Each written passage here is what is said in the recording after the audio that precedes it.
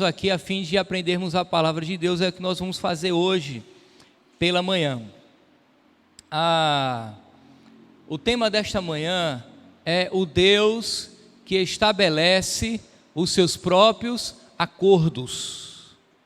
O Deus que estabelece os seus próprios acordos. Nós vamos falar um pouco acerca do relacionamento, como se dá o relacionamento de Deus com os seres humanos.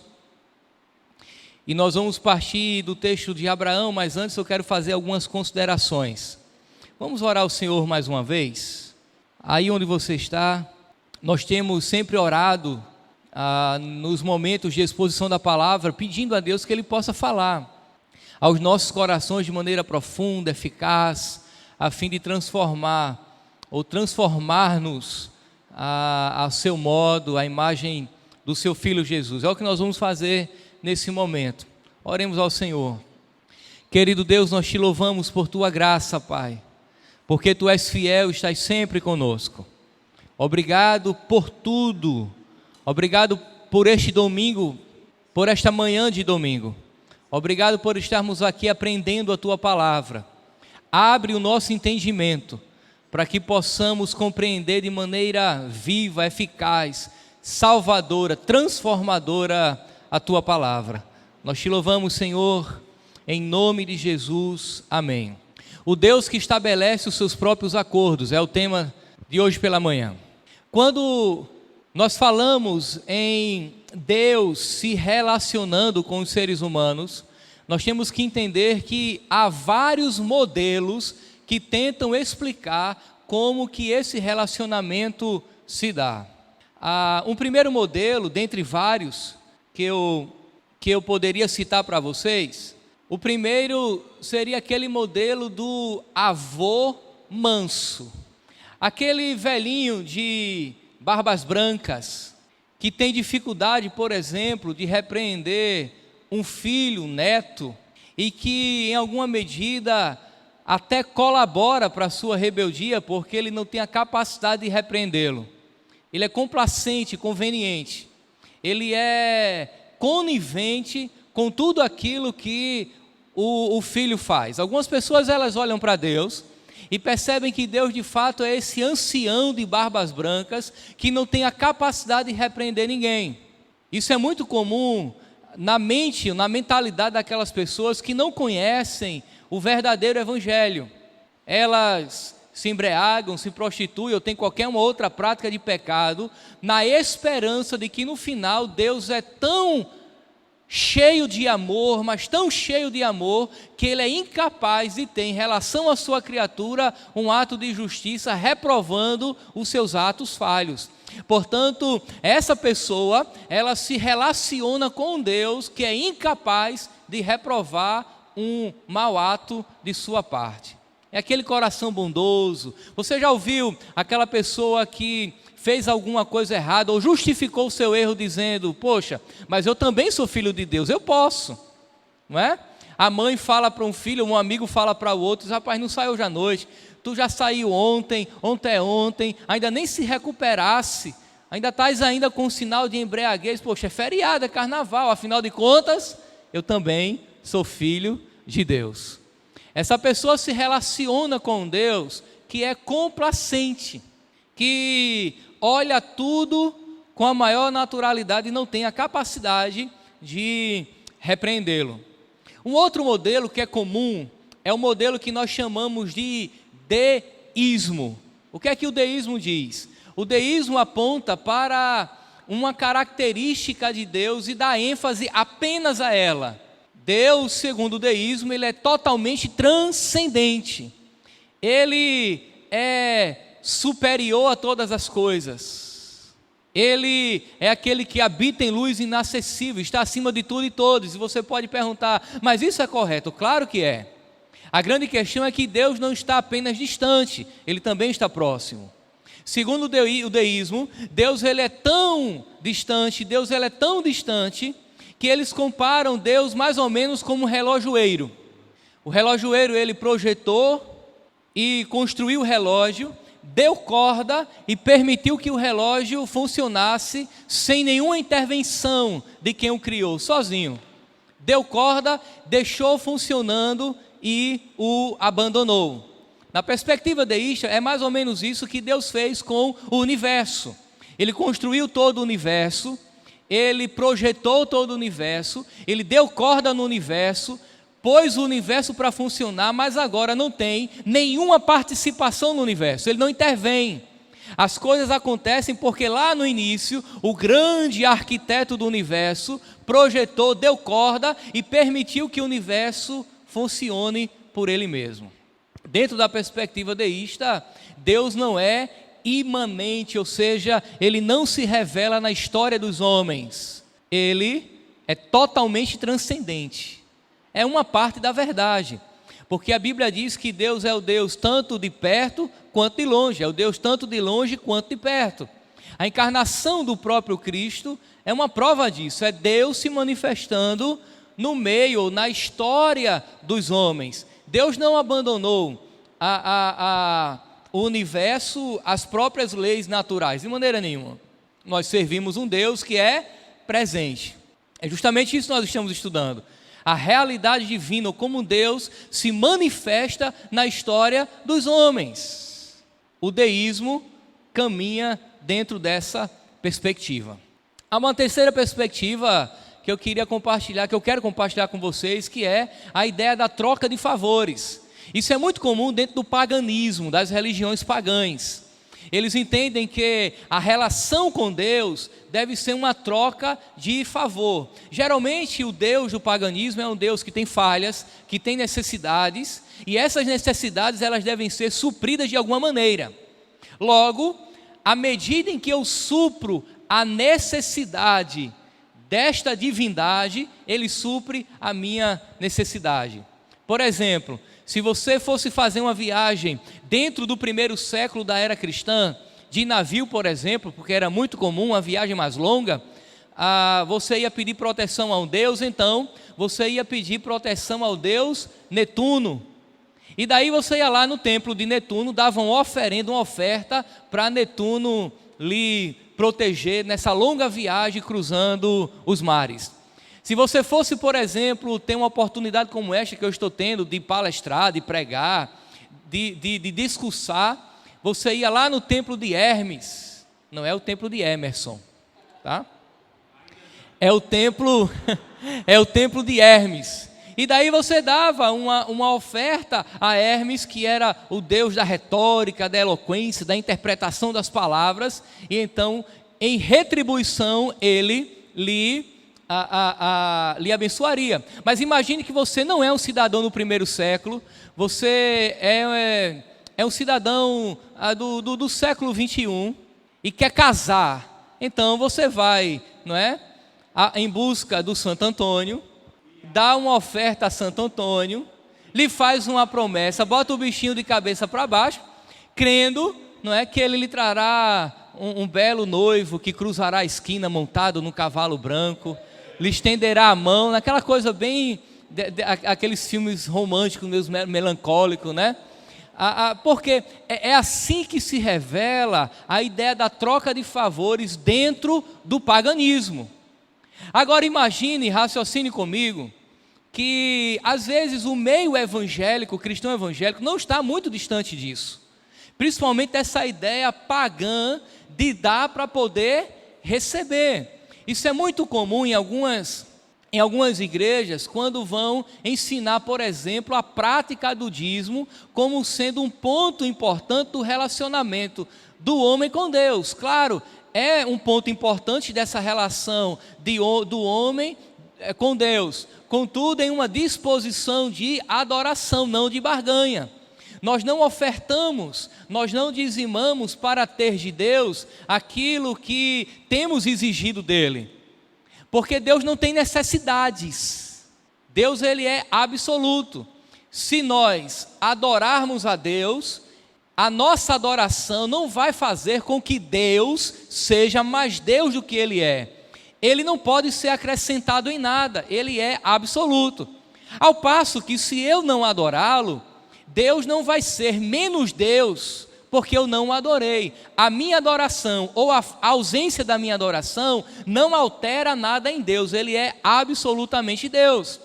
Motivo do qual ele sempre existiu antes da criação, de nada precisando, de ninguém necessitando. Deus é absolutamente autoexistente e suficiente em si mesmo. Quando eu adoro ou deixo de adorar, quem deixa de ganhar ou quem ganha alguma coisa, somos nós. Eu é quem sou beneficiado diretamente desse momento de adoração. Portanto, a minha entrega do dízimo, a minha entrega da oferta, é uma atitude de obediência à palavra de Deus e uma manifestação da adoração no momento de culto.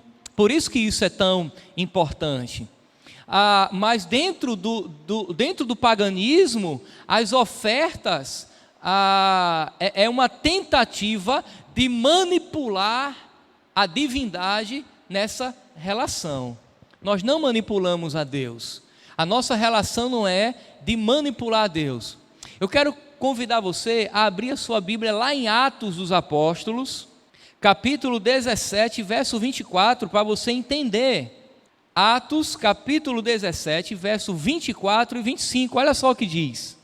Atos 17, 24. O Deus que fez o mundo e tudo que nele existe, sendo ele Senhor dos céus e da terra, não habita em santuários feitos por mãos humanas, nem é servido por mãos humanas, como se de alguma coisa precisasse, pois ele mesmo é quem a todos dá a vida, respiração e tudo mais. O que é que o texto está dizendo? Deus não precisa de ninguém, todos precisam dele. Então, dentro dessa relação com Deus, entendamos que nós somos totalmente dependentes dele. E Deus necessariamente, ele não depende de mim, ou de nós, ou da sua igreja para nada, porque ele é absolutamente soberano.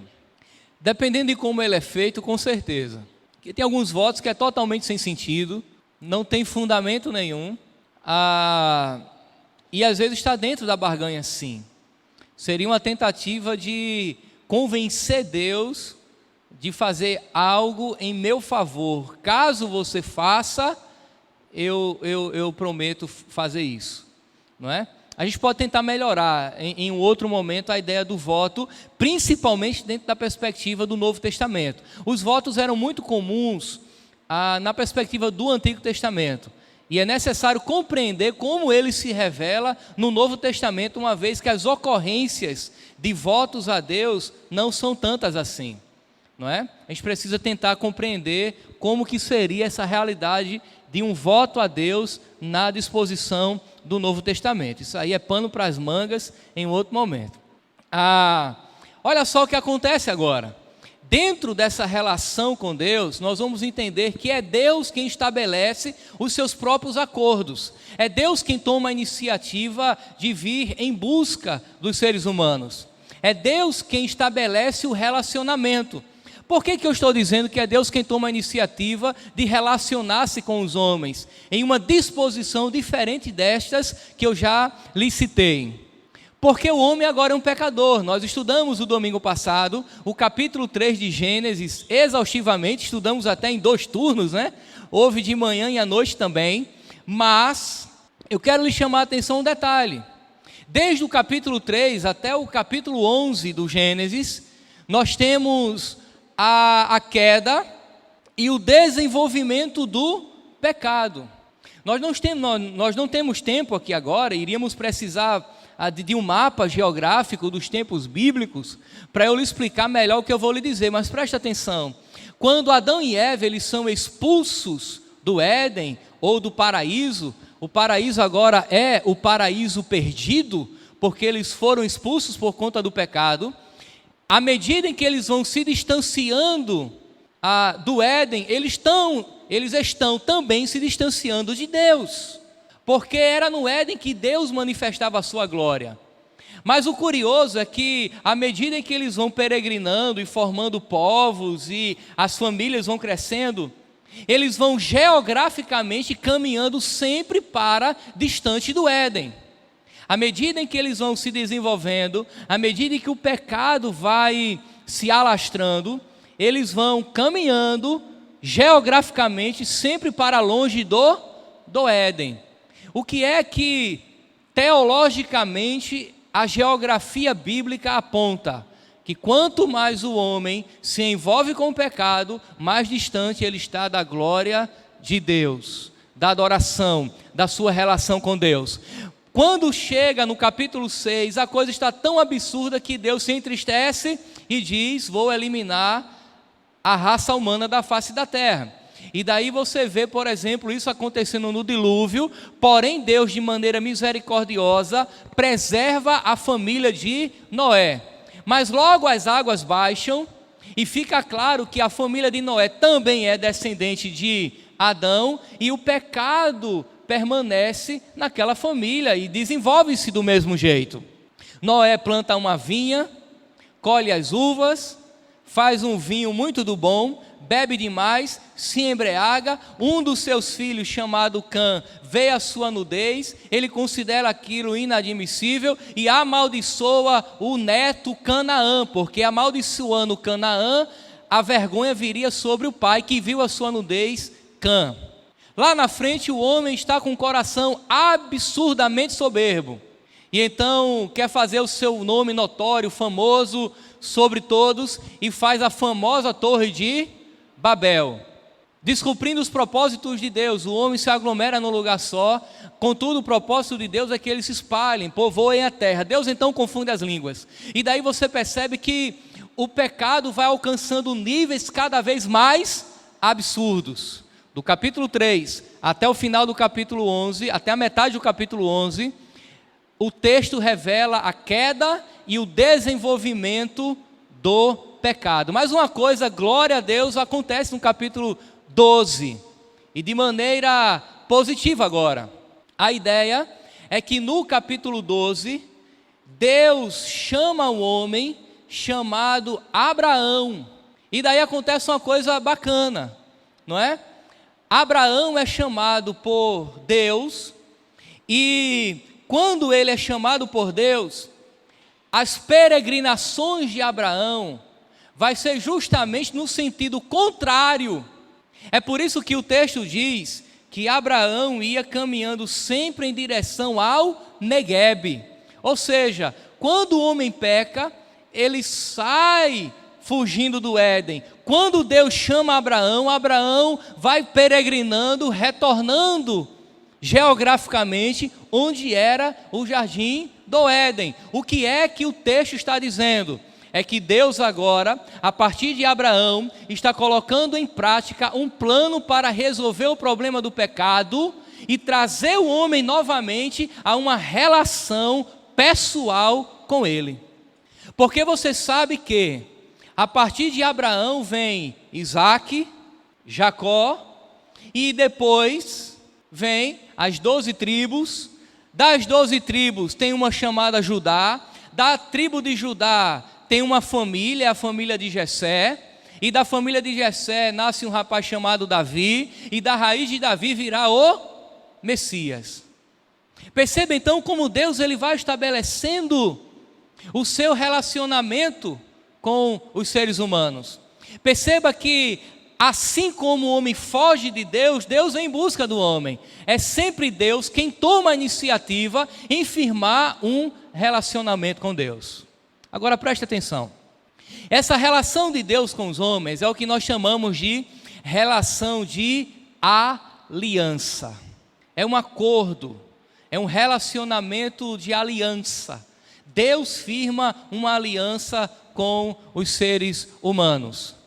Não está no livro que nós estamos usando, Deus Presente, mas tem um outro livro chamado Cristo dos Pactos, de um autor chamado Palmer Robertson, e Robertson ele traz uma definição de aliança maravilhosa. Segundo Palmer Robertson, a aliança é um pacto de sangue soberanamente administrado.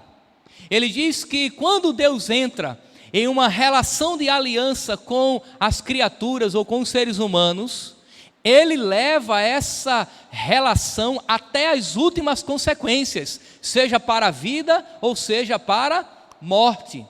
E essa relação, o que sustenta ela, os critérios dessa relação, é soberanamente estabelecido pelo próprio Deus. Ou seja, quando Deus firma uma aliança com o homem, ele diz: olha, a relação é para a vida e é para a morte. Ou seja, ela vai até as últimas consequências. Nós estamos juntos até o fim. Contudo, Deus, é quem estabelece os critérios desse relacionamento que você deve corresponder a mim. Está muito teológico, está muito teórico. Vamos agora para o texto bíblico e você vai entender, à luz do capítulo 15, como que essa relação de aliança se processa dentro do relacionamento com Deus e Abraão. Capítulo 15 do Gênesis. Gênesis capítulo 15. Com certeza sua mente já está com todas as dúvidas da face da terra. E eu quero que você guarde a sua pergunta, porque eu vou terminar um pouco antes para dar tempo todos fazerem a sua pergunta, tá? O pessoal vai disponibilizar um microfone para ficar circulando entre os irmãos. Mas eu quero chamar a sua atenção ao capítulo 15 do Gênesis. Acompanhe a leitura comigo. Desculpa, antes do capítulo 15, o capítulo 12, perdão. A partir do verso 1, acompanhe a leitura comigo. Ora, disse o Senhor a Abraão: sai da tua terra, da tua parentela e da casa de teu pai, e vai para a terra que te mostrarei. De ti farei uma grande nação, e te abençoarei, e te engrandecerei o nome, se tu uma bênção. Abençoarei os que te abençoarem, e amaldiçoarei os que te amaldiçoarem. Em ti serão benditas todas as famílias da terra. Preste atenção no que acontece aqui. Deus chama Abraão. Observe que não é Abraão que busca a Deus, é Deus quem busca Abraão. Abraão não era um homem piedoso, Abraão não era um homem temente a Deus, Abraão não era um crente, usando a linguagem moderna. Abraão fazia parte dos seus contemporâneos, ele era um pagão, ele adorava falsos ídolos, porque era a religião de Ur dos caldeus. Ele era um igual aos seus. Contudo, de maneira sobrenatural, Deus se revela a Abraão, lhe convence, converte o seu coração e lhe dá uma orientação: saia da casa dos seus pais, vá a uma terra que eu lhe mostrarei. Deus faz aqui 3 promessas a Abraão.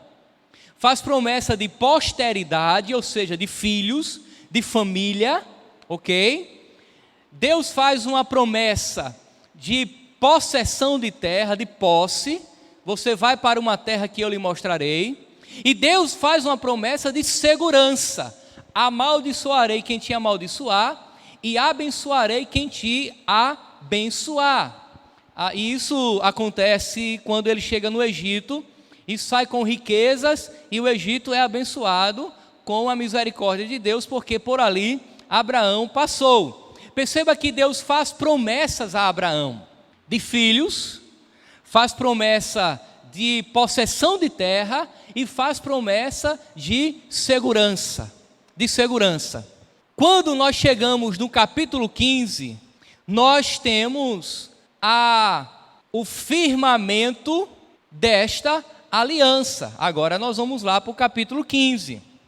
Deus fez uma promessa,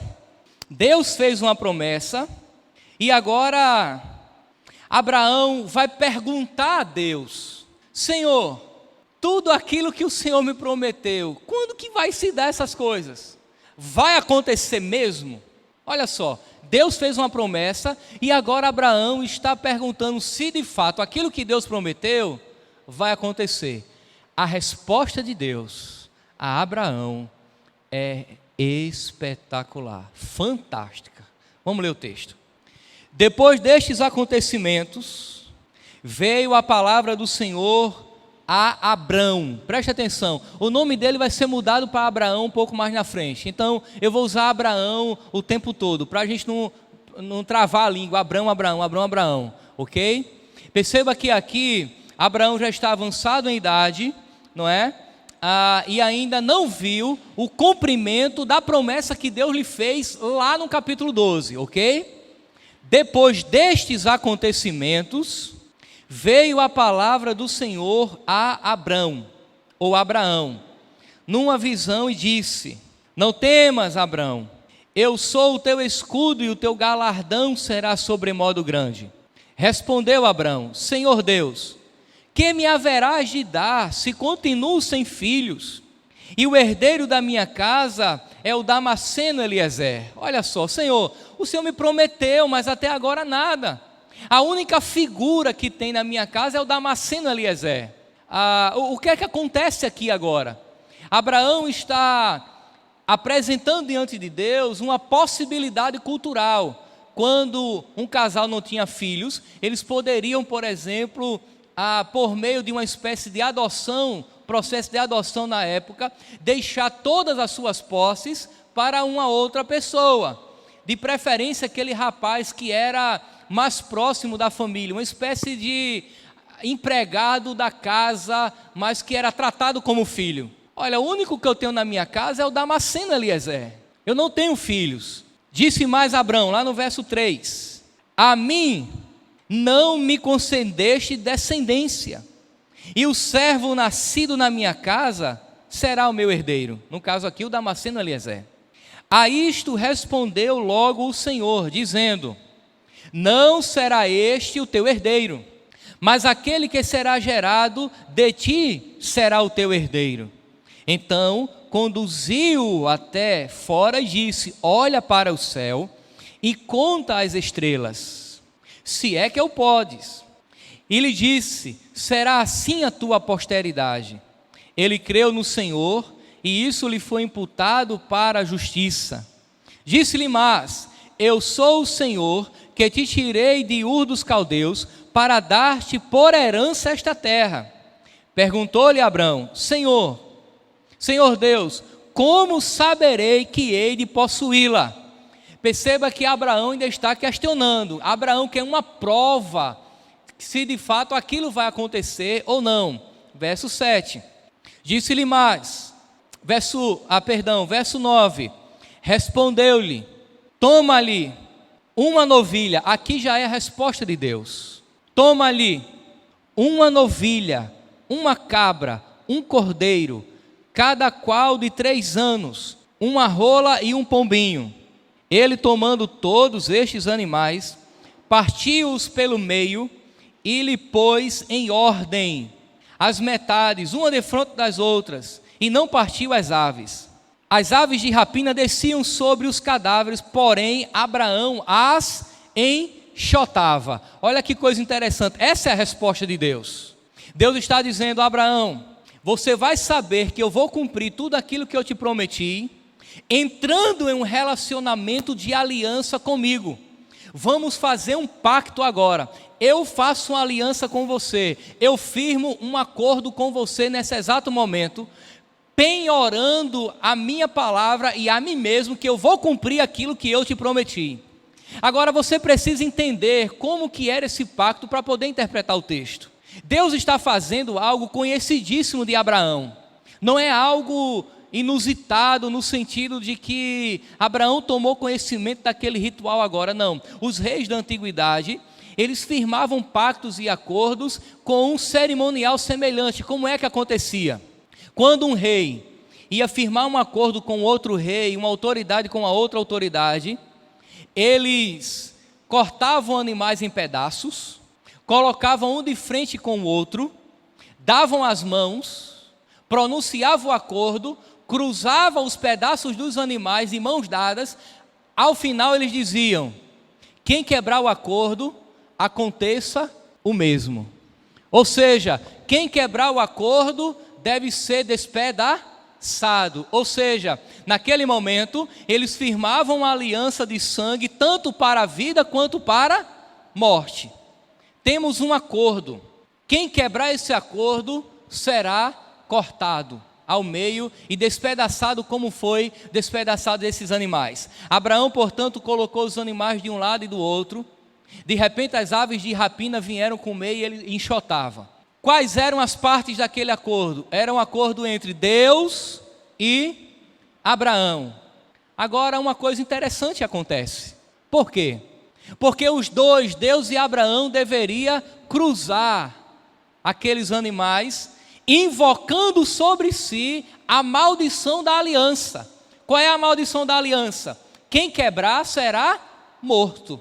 Mas o que é que acontece? Vamos ler o texto? Verso 12, acompanha aí. Ao pôr do sol, caiu profundo sono sobre Abrão, e grande pavor e cerradas trevas o acometeram. Então lhe foi dito: sabe com certeza que a tua posteridade será peregrina em terra alheia, e será reduzida à escravidão, e será afligida por 400 anos. Mas também eu julgarei a gente a que tem de sujeitar-se, e depois sairão com grandes riquezas. E tu irás para os teus pais em paz, serás sepultado em ditosa velhice. Na quarta geração tornarão para aqui, porque não se encheu ainda a medida da iniquidade dos amorreus. Olha para mim agora. O que acontece é que vem um profundo sono sobre Abrão, e Deus lhe revela coisas interessantíssimas em relação à sua descendência. Primeiro Deus diz: Abraão, eu vou lhe dar descendência, eu vou trazer toda a sua família para habitar nesta terra. Agora detalhe, eles peregrinarão e serão escravizados por 400 anos. Deus está antecipando para Abraão a escravidão do Êxodo. Mas quando eles saírem para habitar esta terra, sairão com posses. E foi o que aconteceu. Quando o povo de Israel sai do Egito, os egípcios dão a ele panela de metais preciosos, prata, ouro, e vão embora daqui. E eles voltam para habitar Canaã. Portanto, Abraão estava numa terra herdada, porém não conquistada. Essa terra conquistada vai ser... essa conquista vai ser executada com Josué. Deus está antecipando o êxodo para Abraão. O povo, vocês serão escravos 400 anos, mas eu vou julgar aqueles que lhes escravizaram. E daí Deus diz: por que tanto tempo? Quando ele diz: porque ainda não é chegada a medida da iniquidade dos amorreus. Os amorreus eram os povos que habitavam em Canaã. E foi a terra que Deus deu. O que é que Deus está dizendo? Eu estou pacientemente suportando o pecado deles, mas quando chegar na medida, aí eu intervenho. E quando é que Deus intervém? Quando ele diz: Josué, invada a terra, não deixe ninguém de pé, passe a navalha, fio de espada, homem, mulher, criança, não poupe nem as grávidas. Deus está exercendo juízo sobre os amorreus, porque já chegou a medida da iniquidade. Mas Deus agora faz uma coisa interessantíssima. Observe o texto novamente, verso 17. Verso 17. E sucedeu que, posto o sol, houve densas trevas, e eis um fogareiro fumegante, e uma tocha de fogo que passou entre aqueles pedaços. Naquele mesmo dia fez o Senhor aliança com Abrão, dizendo: a tua descendência dei esta terra, desde o rio do Egito até ao grande rio Eufrates, o Queneu, o Quenezeu, o Cadmoeu, o Eteu, o Ferezeu, os Refaíns, os Amorreus, o Cananeu, o Gigazeu e o Jebuseu.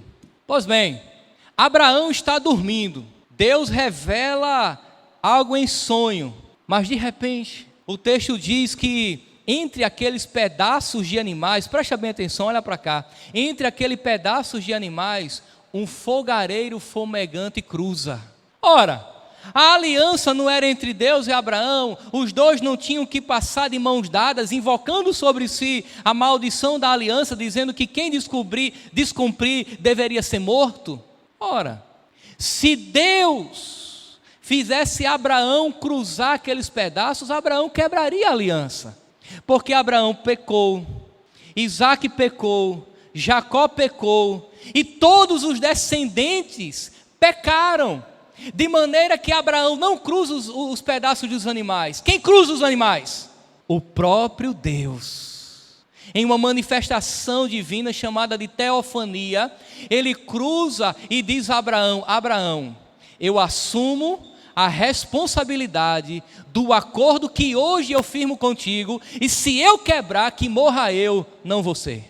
Deus invoca sobre si a maldição da aliança, se comprometendo consigo mesmo que levará a família de Abraão, a descendência de Abraão, a cumprimento da promessa que ele fez.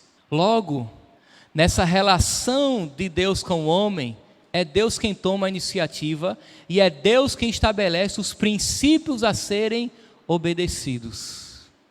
Você acha que Deus descumpriria uma promessa? Claro que não. Até porque Deus não morre. Mas Ele está se responsabilizando consigo mesmo, penhorando a sua integridade, penhorando a sua palavra, que de fato Ele cumpriria a promessa que fez a Abraão. A promessa se cumpriu ou não? Se cumpriu. Deus então, Ele entra em um relacionamento, Ele estabelece um acordo com Abraão e se responsabiliza em cumprir até o fim.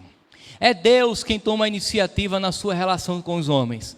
E uma vez que Deus toma a iniciativa, estabelece os critérios e revela que cumprirá a sua vontade, irmãos, ou cumprirá aquilo que prometeu, não tenha dúvida que Deus cumprirá aquilo que prometeu.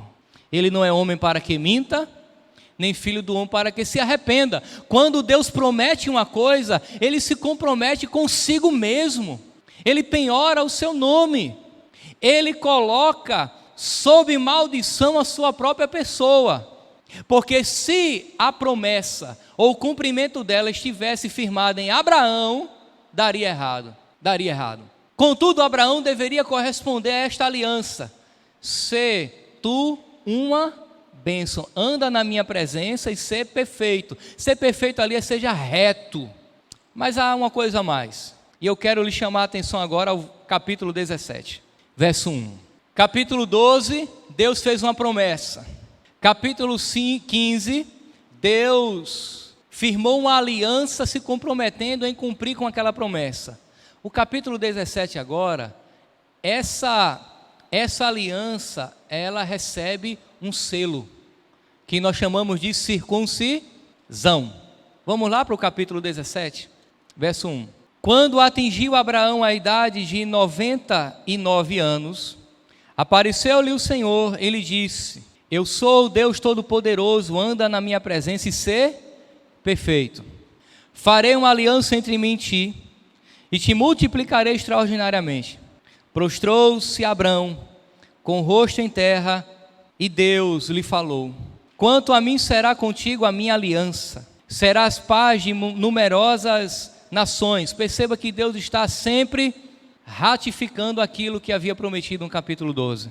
Abrão, já não será o teu nome, sim Abraão, porque por pai de numerosas nações te constituí.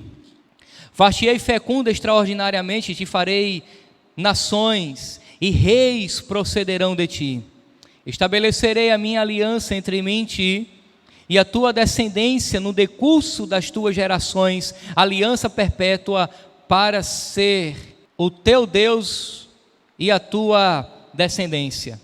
Dar-te-ei e a tua descendência a terra das tuas peregrinações, toda a terra de Canaã, em possessão perpétua, e serei o seu Deus. Perceba que é Deus sempre tomando a iniciativa. Eu vou te dar, eu te sustentarei, eu trarei o povo, eu te farei fecundo. Verso 9 agora. Disse mais Deus a Abraão: guardarás a minha aliança, tu e a tua descendência no decurso das suas gerações. Esta é a minha aliança que guardarás entre mim e vós e a tua descendência. Todo macho entre vós será fecundo, circuncidareis a carne do vosso prepúcio. Será isso por sinal de aliança entre mim e vós.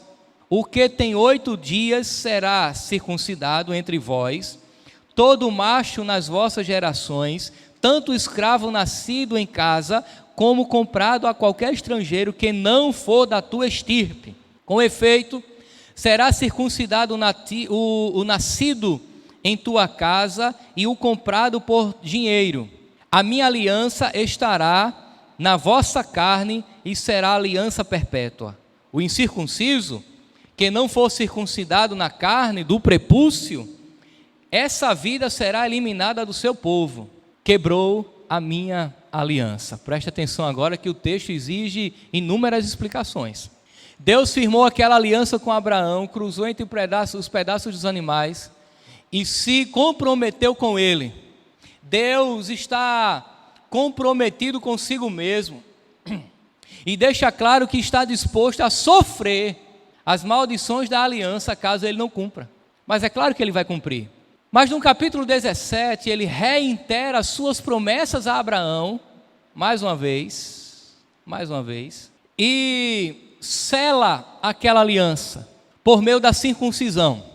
A circuncisão, assim como aquele ritual de aliança, não era uma prática exclusiva dos hebreus. Alguns dos povos pagãos também utilizavam. Contudo, agora, a circuncisão, a partir de Abraão, é uma relação, é o sinal da aliança de um relacionamento com o Deus verdadeiro. Tinha inúmeras finalidades. Havia a ideia de pureza, de higiene, que apontava para a santidade, porque o prepúcio do órgão genital masculino era removido. Sem entrar em muitos detalhes, imagine, por exemplo, uma cirurgia de fimose. Aí você pergunta, mas Deus não poderia firmar esse pacto em outra parte do corpo do homem? Poderia, mas por que ele não quis? Entenda que uma das promessas que Deus faz a Abraão é de posteridade. E o selo do pacto vai no órgão genital masculino porque é o órgão reprodutor. A promessa que Deus fez é promessa de posteridade, de um reinado que será estabelecido perpetuamente. Então, Deus se compromete dessa forma. Eles se reproduziriam.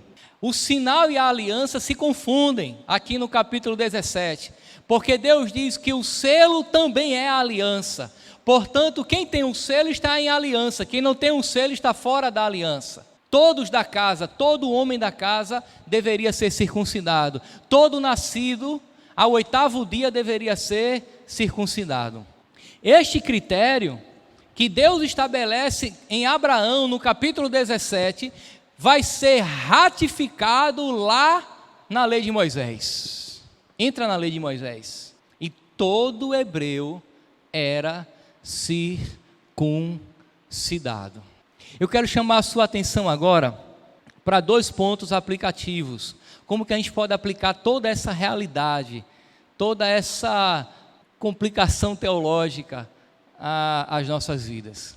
Em primeiro lugar, Deus firmou uma aliança conosco na cruz do Calvário e se responsabiliza em nos conduzir à terra que Ele nos prometeu. Você sabe qual é a possibilidade de, uma vez que o sacrifício, a aliança firmada na cruz de Cristo, aplicada à sua vida, você sabe qual é a possibilidade de, uma vez que isso aconteceu, você não chegar à terra prometida, Jerusalém celestial? Nenhuma. Porque foi Deus quem prometeu. Foi Deus quem tomou a iniciativa dessa aliança e Ele nos sustentará até chegarmos lá. Apesar das nossas falhas, Ele é fiel e justo para nos perdoar e nos conduzir em perseverança até o dia de desfrutarmos, não de uma Canaã terrena, mas de uma Jerusalém celestial. Porque Ele firmou conosco um pacto de sangue, soberanamente administrado, levado até as últimas consequências. É por isso que Jesus diz, aquele que o Pai me deu, de maneira nenhuma lançarei fora. Aquele que é verdadeiramente convertido, restaurado, lavado, remido pelo sangue do Cordeiro, não ficará de fora do deleite da terra prometida. Eu, você, a igreja do Senhor, nós temos um pacto, uma aliança com Ele. Eu vou ser um pouco mais exagerado. Mesmo que fosse possível dizer, Deus, eu não quero ir para o céu, uma vez que estamos ligados em aliança com Ele, nós iríamos. Parece chocante isso? Sabe por quê? Porque há quem pregue biblicamente que o salvo pode deixar de ser salvo. Ora, mas se um salvo pode deixar de ser salvo, pode perder a salvação, qual o critério? Aí alguns respondem, o pecado. Mas se o pecado tira a sua salvação, significa que ele é maior do que a graça. E a Bíblia diz que onde abundou o pecado, superabundou a graça. Agora você pode imaginar e dizer assim, mas pastor, já que o pecado não tira a salvação, é hoje que eu só chego amanhã. Mas Paulo diz assim, pecaremos, pois, para que a graça abunde? Ele mesmo responde, de maneira nenhuma. Aquele que é salvo, aquele que tem uma aliança com Deus, aquele que recebeu de Deus essa graça, ele não tem prazer nem desejo pelo pecado, contudo é possível que aconteça, mas o seu deleite está na vida reta, na vida de santidade e não no pecado. Ele pode até pecar, mas ele se arrepende. E Deus vai nos constrangendo em arrependimento até chegarmos no deleite da glória. Eu quero que você entenda que você tem uma aliança firmada com Deus. Aí a pergunta agora, qual é o pacto, qual é o sinal desta aliança? Olha que coisa interessante. O selo correspondente da circuncisão no Novo Testamento é o batismo. O batismo não salva, mas é uma evidência externa da vida de todo aquele que foi salvo. É bem verdade que é possível alguém descer as águas e nunca foi salvo. Eu poderia citar para você dezenas que eu já conheci. Fez o discipulado, desceu as águas, mas nunca foram salvos. Mas o batismo deve apontar para uma evidência externa daquilo que aconteceu internamente no meu coração, que foi a salvação. Mas aponta para um outro detalhe. Porque de acordo com o que Paulo escreve aos Romanos, a circuncisão já não é mais na carne, mas no coração. Porque nem todo de Israel era verdadeiramente israelita, ou seja, alguns deles tinham a circuncisão da carne, mas não estava, aquele sinal não revelava a aliança de fato. Assim como alguns de nós podem ser batizados, mas não ser verdadeiramente convertido. O batismo para eles significou apenas um mergulho no tanque batismal.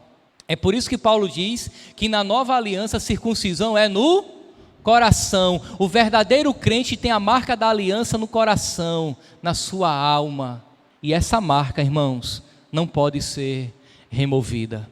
É por isso que Jesus diz lá no Apocalipse, revelando aquelas igrejas, Satanás, o diabo, lançará muitos de vós em prisão, mas ser fiel até a morte, e dar-te-ei a coroa da vida. É uma aliança, tanto para a vida, quanto para a morte, até as últimas consequências. Portanto, nós estamos firmes no Senhor, Ele firmou a aliança conosco, a possibilidade de sermos expulsos dessa aliança é nenhuma, porque Ele se responsabiliza pelo que faz. Contudo, nós não estamos dentro de uma relação ainda de perfeição. Nós pecamos, mas pelo fato de termos o selo, a aliança, o coração circuncidado, nós somos sempre conduzidos ao arrependimento. Porque onde abundou o pecado, superabundou a graça. Portanto, o Deus presente desta manhã de domingo é o Deus que estabelece acordos com o seu povo. E o acordo que nós, Igreja do Senhor, temos com Deus foi firmado na nova aliança, na cruz do Calvário, um pacto de sangue que foi aplicado sobre as nossas vidas. Deus enviou o seu Filho para morrer, assim como ele cruzou aqueles animais. Jesus sofreu a maldição do pecado sobre ele. Olha só, Jesus é Deus. Naquele momento, o Deus Filho recebe a maldição do pecado, a ira do Deus Pai sobre ele. E ele assume a responsabilidade de uma aliança firmada conosco. Deixa eu lhe fazer uma pergunta. Se a segurança desta aliança, se Deus dissesse assim: meus filhos da igreja da torre, eu lhes dou o céu, lhes prometo o céu, agora você tem que chegar com suas próprias pernas. Você ia para qualquer lugar, menos para o céu, porque não é pelas obras, não é pelos esforços humanos, é pela graça. A possibilidade do céu, de chegarmos lá, seria 100% negativa. Mais uma vez que nós estamos firmados em uma aliança com Cristo, a nova aliança, lembra da ceia? Este é o cálice da nova aliança que eu tenho convosco. Uma vez que nós estamos firmados com essa aliança, a possibilidade de chegarmos no céu é absolutamente certa, 100%, porque não depende de nós, depende do Deus que é presente em nossa vida e firma acordos. Amém, irmãos?